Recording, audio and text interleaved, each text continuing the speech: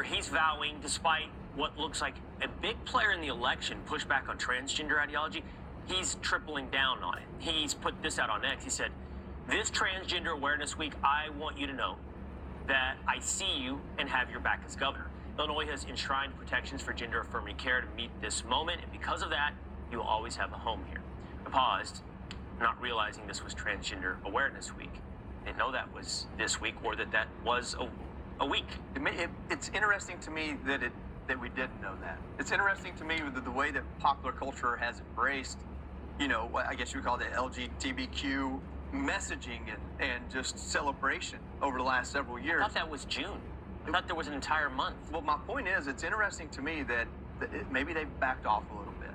Maybe they've backed off a little bit, popular culture in general, because of the effectiveness of this ad for President Trump. Kamala's for they, them. President Trump is for you. That's the sentiment of the people. Well, AOC actually removed her pronouns She did. from her, I guess, her Instagram account profile. So yes, listen, what I think you're seeing is that I don't think the people really loved it, because that ad was effective, because people really didn't get it and didn't really love it, especially when the trans ideology was being imposed and indoctrinated into children. People really did not like that. Well, that is that you're right. You're right about that. But I think what you're seeing is more that corporations who get on the bandwagon with whatever is the latest thing, whether it's Ukraine, trans rights, whatever it is, I think they're realizing go woke, go broke. They're backing off. But boy, this guy Pritzker, he's died. Well, by the way, his family has his sister is a big trans activist, and they've invested a lot of money into some of these surgeries. So he has some weird interest in it. Well, to evidence what you guys are talking about, the role that it played in the election, here's a quote from a 25-year-old voter from D.C. His name is McLean. This is to the New York Times. He said, "I shocked myself and I voted for Trump. No one. Tell my family. I was so impressed by J.D. Vance, the way he carried himself and how normal he appeared. I think I became radicalized on the men and women's sports issue. The ad that said Kamala represents they, them, Trump represents you, that was so compelling. While Trump is deranged, he represented normalcy somehow to me." Well, I want to go back to this J.B. Pritzker thing, though, because everyone's talking about the lessons they should be taking from this election, that many are. And you're suggesting, hey, maybe even AOC is backing off, right? Yeah, but that's not what's happening in Illinois. No. And so he is, as we said, tripling or quadrupling down on all the policies that seem to really have a backlash on them, and not just transgender issues. This caught my attention this week. He also was like, hey, illegal immigrants, you have a home in Illinois. Watch this on MSNBC.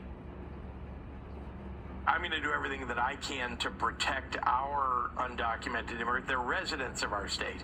And I also obviously need to make sure that whatever they're doing in our state, the federal government, that it is actually within federal law or state law for them to do it. Yeah. I have to say, this guy is not represent, in my view, he does not represent. If you want to understand what's going to happen to the Democrat Party, the touch point is AOC. AOC actually is a populist, and I don't agree with her on a ton of things, but we talked about this yesterday. There were a lot of people in her district who voted for her and voted for Trump. Yeah.